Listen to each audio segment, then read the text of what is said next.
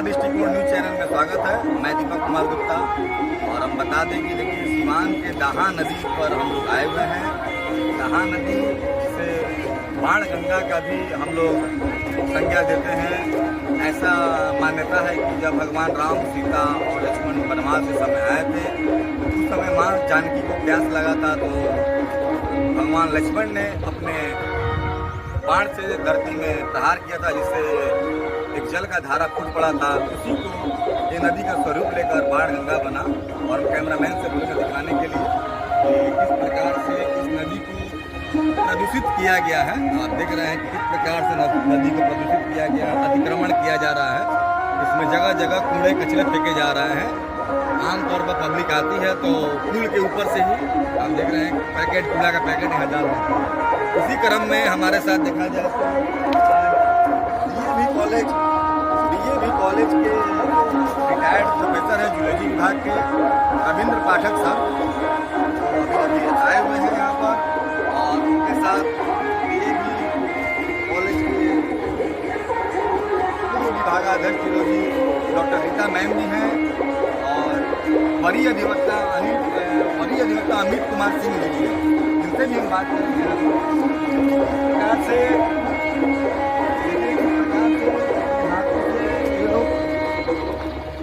Professor होते हुए भी, देखिए समाज सेवी होते हुए भी अपने ग्लव्स लगाकर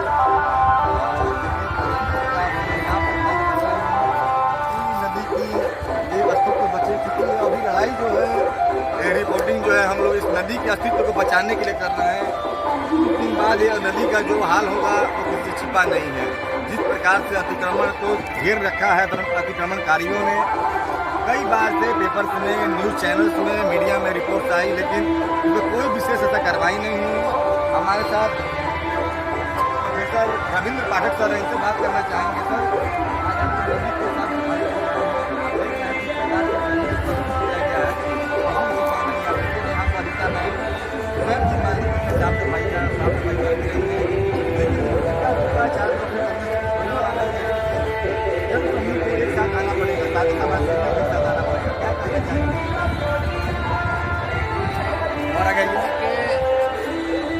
ये दाहा नदी सीवान के लिए जीवन रेखा है और बहुत पहले से भारत में परंपरा रही है नदियों को माँ मान के उनकी सफाई के बारे में, शुद्धता के बारे में, इसलिए कि भविष्य की पीढ़ी यहाँ रहने वाली है।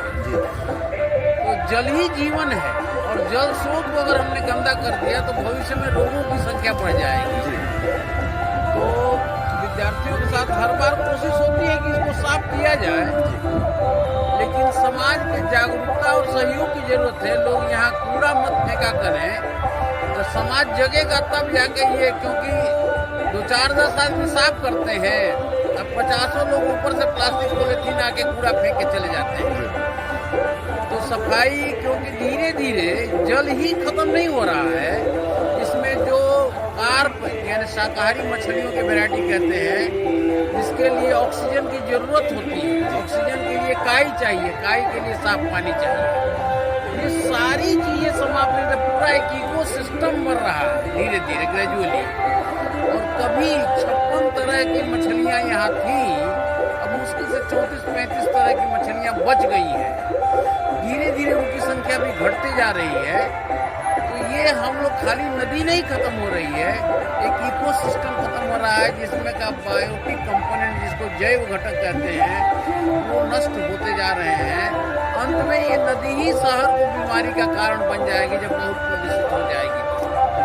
अभी ये प्रदूषण शुरू हो गया है और उसका इकोलॉजिकल इंडिकेटर, जिसको काइरोनोमस लार्वा कहते हैं, वो अलग अलग तरह के 5 तरह के डायप्टेरियन लार्वा इसमें पाए जा चुके हैं।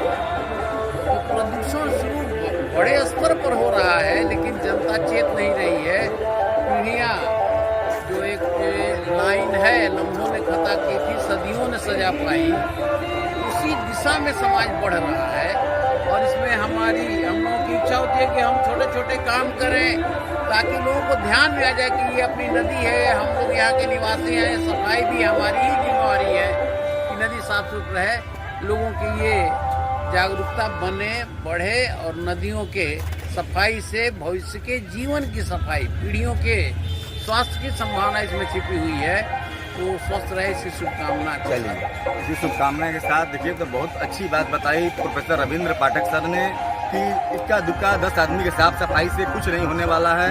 दूसरा चीज़, इसमें 5 तरह के लार्वा अभी मिल रहे हैं जो डेंगू सहित कई तरह के बीमारियों को आमंत्रित कर रहे हैं। और नदी को हमारे देश में माँ का दर्जा दिया गया है, माँ के नाम पर पूजते हैं, जैसे गंगा मैया, यमुना मैया हम लोग बोलते हैं। अब देखिए किस प्रकार से 24 फरवरी को यहाँ भव्य गंगा आरती का आयोजन किया गया था स्वर्गीय जवाहरलाल प्रसाद जी के पुण्य स्थिति में।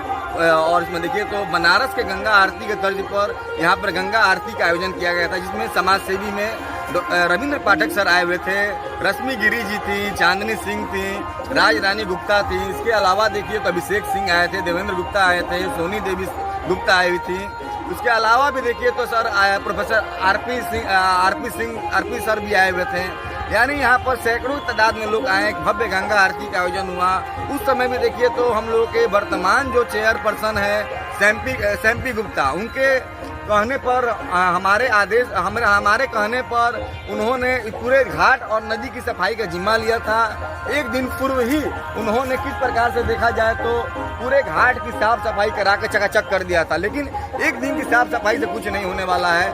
हमारे साथ वरीय अधिवक्ता हमारे साथ देखिए तो अभी बहुत समाज सेवी यहाँ पर आए हुए हैं जो साफ सफाई कर रहे हैं। देखिए हम कैमरामैन को दिखाने का प्रयास करेंगे कि आप देखिए, कैमरामैन आप देख रहे हैं कैमरा के माध्यम से इस प्रकार से प्रोफेसर रविंद्र पाठक सर के जो बेटा हैं, वो एक और बालिका हैं जो छात्र हैं, लोग बता रहे हैं कि तो कुछ ही दिन पहले यहाँ छठ पूजा का आयोजन हुआ था, चैती छठ का।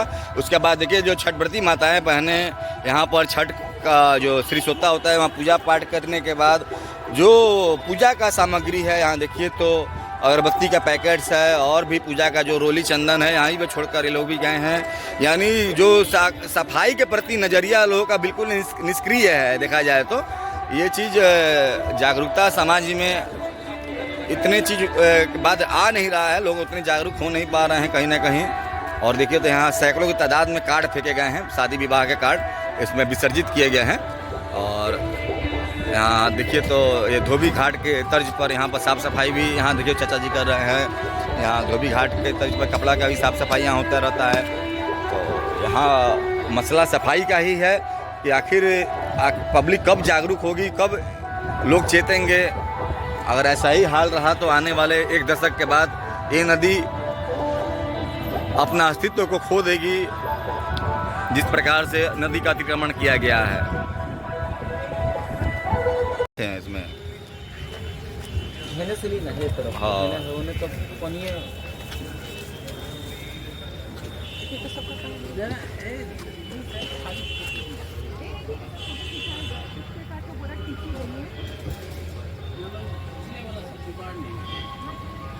देख रहे हैं दाहा नदी।